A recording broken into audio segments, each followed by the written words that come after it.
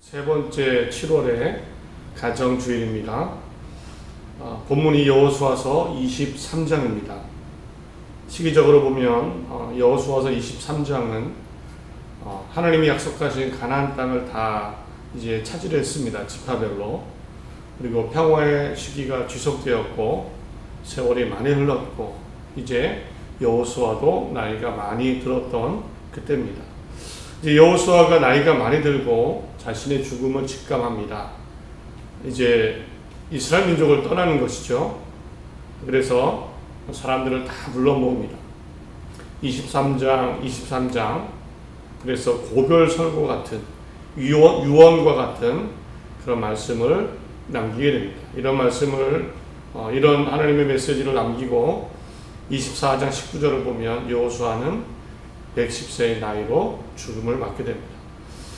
여호수아가 오늘 가정주의를 맞아서 여호수아가 그 남겨진 이스라엘 민족에게 많은 사람들, 가정들에게 했던 말씀 오늘 함께 나누겠습니다. 우리가 잘 깨닫고 우리 모두의 가정이 정말 하나님 안에서 힘과 소망과 또 기쁨을 누리는 행복을 만들어가는 그런 가정들이 다 되시기를 간절히 바랍니다. 가정은 정말 중요합니다. 가정을 영혼의 안식처라고 이야기를 하죠. 그만큼 중요합니다.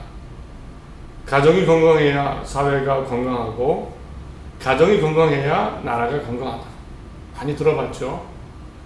교회도 가정이 건강해야 당연히 교회도 건강하다.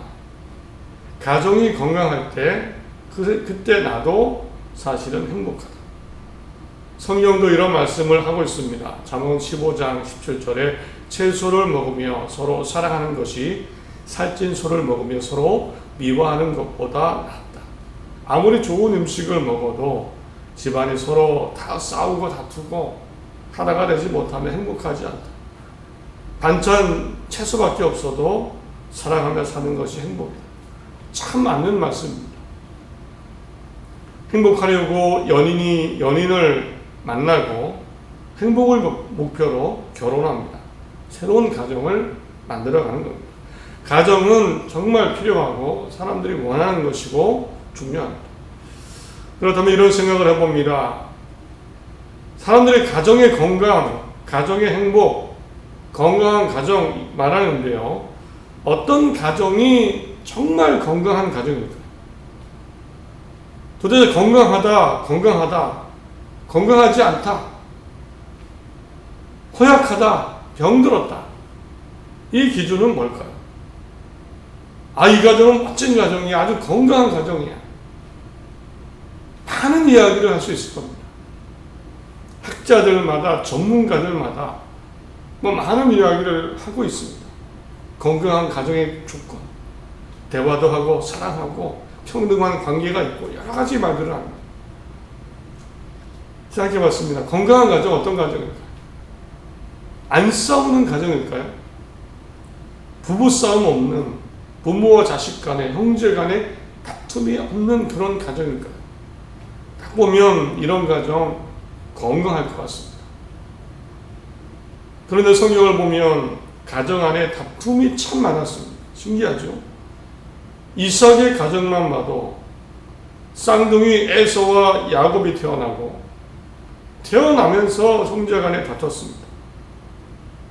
장자권이 탐이 났던 특히나 동생 야곱은 아버지까지 속이고 장자권을 가져옵니다. 거기에 어머니도 야곱을 말리지 않고 편애를 합니다. 그런 것 같습니다. 결국 야곱이 도망을 쳐서 삼촌 집에 살게 되고 그때부터 갈라져서 살게 됩니다. 야곱의 입장에서는 참 떠돌이 도망자 그런 인생이었습니다. 믿음의 가정이 이랬습니다.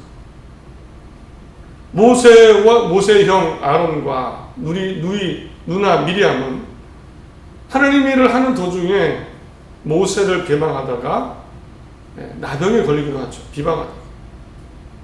요셉의 형들은 요셉을 미워했고 심지어는 죽이려고 하다가 노예로 팔았습니다.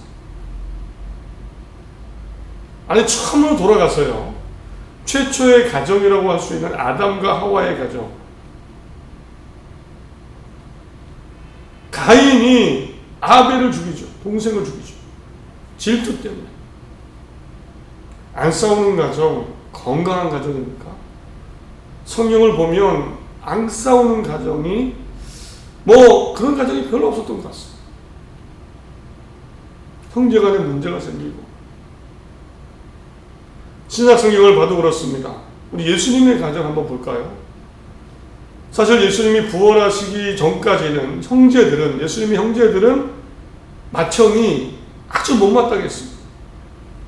예수님이 맏형인데 집안에 아버지도 안 계시고 가장 역할을 해야 되는데, 아니, 하나님 나라 전한다고 집에는 들어오지도 않고 사람들 만나고 남 좋은 일만 시키고, 마치 어머니와 형제들은 내팽개친 것 같은, 동생들의 마음에는 그랬습니다. 나쁜 형이죠. 실제로 요한복음 7장을 보면 예수님의 동생들이 예수님을 비꼽니다. 이렇게, 아니 형님, 그렇게 대단한 분이시면 여기 시골 갈릴리에 살지 마시고 여기에 이렇게 숨어 있지 말고 저 큰 유다로 가서 사람들에게 드러내세요. 그렇게 대단한 분이면. 비꼬는 표현이 있습니다. 예수님의 부활을 경험하고 믿기 전까지 예수님과 그 가정, 동생들 사이에는 갈등이 있었습니다. 실망이 있었습니다. 안 싸우고 다툼이 없는 가정 좋겠죠. 갈등이 없으면 좋겠죠. 그러나 그런 가정 과연 몇 가정이나 될까요? 예전에 표면상으로 다툼이 없는 가정이 있었습니다. 불과 100년 전에 부부싸움, 부모와 자녀의 갈등, 이런 거 없던 때입니다. 오히려 그때는요, 가정이 건강하지 않을 때입니다. 남자와 여자가 따로 다른 밥상에서 밥을 먹던 시대, 남존여비, 그런 시대입니다. 여자는 남자 얼굴을 모르고 결혼을 했고, 심지어 남편이 첩을 들여도 싸우기는커녕 꾹꾹 참다가 병들고, 부부싸움은 상상도 못하고요. 부모 자식 간에도 예의 범절, 도덕 질서라는 이름으로 가정의 싸움이 없던 시절이 있었습니다. 그러나 오히려 건강하지 않았습니다. 지금 그런 시대 아니죠. 조선 시대가 아닙니다. 그러다 보니 서로 다르다 보니까 부부 싸움도 하게 되고, 또 자녀 간에도, 부모와 자녀 간에도, 형제 간에도 갈등과 대립이 일어납니다. 없으면 좋겠죠. 다 마시면 좋겠죠. 그러나 싸우고 정말 항상 평화가 아니더라도, 그런 가정이 아니더라도 이 가정 건강하지 않다 말할 수 없을 겁니다. 그러면 또 생각해 봤습니다. 어떤 가정이 건강한 가정입니까? 이런 가정입니까? 가정에 문제나 어려움이 없는 가정, 아주 튼튼한 가정입니까? 2004년 우리나라가 정부에서 건강가정기본법을 제정했습니다. 가정이 건강하자는 겁니다. 건강하게 가정을 만들어 가자는 겁니다. 여기에 건강가정의 정의를 이렇게 써놨습니다. 가족 구성원의 욕구가 충족되고 인간다운 삶이 보장되는 가정. 괜찮은 정의 같죠? 가족 구성원의 욕구가 충족이 되는 것. 가정에 서로 욕구가 다 충족이 되는 겁니다. 원하는 게 다 되는 겁니다.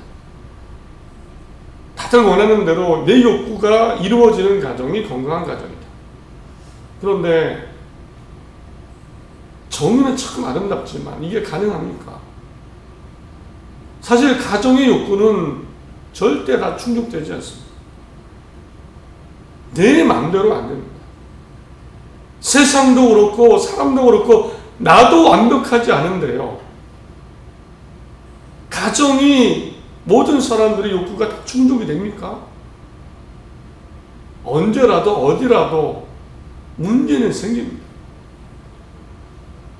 완전한 만족, 평안, 행복. 사실은 우리가 받아들이기도 어렵죠. 우리가 받아들이는 것조차 잘 안 됩니다. 생각해 보십시오. 아무 일 없습니다. 일이 너무너무 잘 돼요. 그러면 불안이 찾아오죠. 너무 잘 되는데 왜 아무 일도 없지? 나 너무 행복한 거 아니야? 너무 다 잘 되는 거 아니야? 신기하게 또 불안이 찾아옵니다. 이제 다 만족했습니다. 원하는 게 이루어졌습니다. 이제 자족하고 만족스러운 삶이 계속됩니까? 욕구가 충족이 됐습니다. 시간이 지나면 감사가 사라지고 약해지고 만족도가 떨어지고 또 다른 욕구가 나옵니다. 문제가 없는 가정, 어려움이 없는 가정이 건강한 가정입니까? 우리가 하나님 나라에 가기 전까지는, 천국 가기 전까지는 문제 없는 가정이 없습니다. 우리는 노쇠해지고 나이가 들어가고 스스로도 연약하고 잘못과 실수를 하고 이런 가정이 모였습니다. 내가 그런 존재인데 문제와 어려움이 없는 가정, 천국에서나 만들 수 있습니다. 여러분의 가정에도 이런저런 일들이 참 많죠.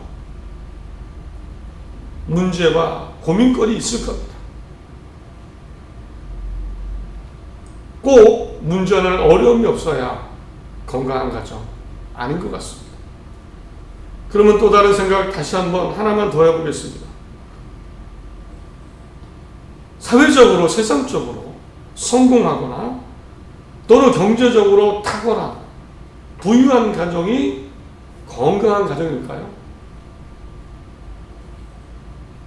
사실 이런 어떤 성공, 돈, 어떤 힘, 사회적 성공 이런 것들이요 가정에 영향을 주는 건 사실입니다. 말씀드린 대로 우리 몸이 불완전하고 우리도 불완전하죠. 그때 배가 고프고 아프기도 하고 부족할 때 넉넉하면 내가 힘이 있으면 잘 해결할 수 있습니다. 더 잘 해결할 수 있습니다. 그런데 집에 돈이 없거나 힘든 일이 있는데 내가 능력이 안 되면 가정이 위기죠.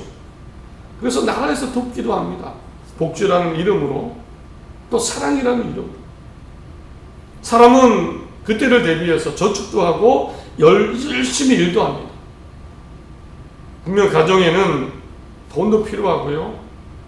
어떤 이루어야 되는 것도 있고요. 분명히 있습니다. 그런데 반대로 생각해 봅니다. 성공이 없고 유명하지 않고 부유하지 않은 가정은 그러면 나약한 가정입니까? 가정에 꼭 이런 것들, 재물이나 힘이나 이런 것들이 있어야, 능력이 있어야 건강한 가정이고 나머지는 그렇지 않으면 나약하고 허약하고 비정상이고 아픈 가정입니까? 불과 우리나라도요, 반세기 50년 전만 해도 정말 가난한 나라였습니다. 다 아시죠? 경제성장이 시작되는 시기이기도 했지만 여전히 가정 형편이 많이 어려웠습니다. 그런데 그때는 교회가 부흥하던 시기라고 합니다. 70년대 후반만 해도 매일 6교회 교회가 세워졌고 매년 20만, 100만 명의 신자들이 생겼습니다. 형편은 어려웠죠. 믿음이 생겼고 교회도 생겨나고 이때의 가정 허약하고 나약한 가정입니까? 지금 방송이나 신문을 보면 세계 한 나라들 또 그곳의 가정들을 봅니다. 그 우리나라 60년대 70년대 어쩌면 더 열악하고 어려워 보이는 가정들이 있습니다. 이곳에 복음이 들어가고 교회가 세워지고 사람들이 예배를 드립니다. 가끔 어떤 목사님이, 제가 아는 목사님이 성교주의 사진을 보내오시는데 너무너무 환경이 열악합니다. 어려워 보입니다. 그런데 그렇다면 이런 가정이 건강하지 않은 가정입니까? 사실 신약성경에 교회의 구성원들, 넉넉하고 자유인도 있었지만 힘들게 사는 종, 노예, 낮은 계급의 사람들도 있었습니다. 하루 종일 일을 하다가 저녁 늦게나 돼야 그 신앙 모임에 참여하는 사람들이 있었습니다. 건강하지 않은 가정입니까? 나약한 가정입니까? 허약한 가정입니까? 이렇게 단순히 경제 논리, 성공의 관점, 세상의 가치, 이것으로 건강하다, 건강하지 않다 말하기는 어렵습니다. 그래서요, 생각해 봤습니다. 어떤 가정이, 성경은 어떤 가정을 건강한 가정이라고 이야기할까요? 세우고 있을까요? 성경은 어떤 가정이 무너지지 않는 가정이라고 말할까요? 싸우냐 안 싸우냐, 문제가 있냐 없냐, 성공했냐 안 했냐, 이런 것들은 하나도 말하지 않습니다. 전혀 언급이 없습니다. 놀랍게도 신기하게도요, 구약 성경에는 가정이라는 말조차 사실은 많이 나오지 않습니다. 심지어는요, 구약 성경에는 이런 가정이 건강한 가정이다, 이런 가정이 정말 행복하고 튼튼한 가정이라는 그런 표현, 그런 목적으로, 가정을 위한 목적으로 쓰여진 성경도 거의 없습니다. 형제들끼리 막 싸우고 갈등하고 집안에 문제가 생기고 전쟁이 일어나고 가뭄이 생기고 병들고 그래도요, 가정에 대한 언급조차 없습니다. 신기하죠? 과연 성경이 이야기하는 건강한 가정은 어떤 가정일까요? 저는 생각해 봤습니다.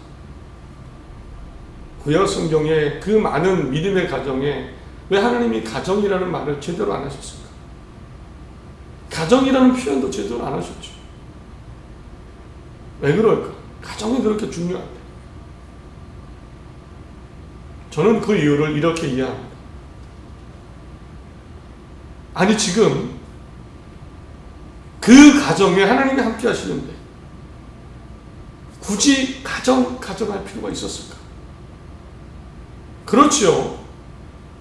이미 그 믿음의 가정에 하나님이 함께 하시는데, 하나님이 함께 하시고 도우시고 일을 만들어 가시는데,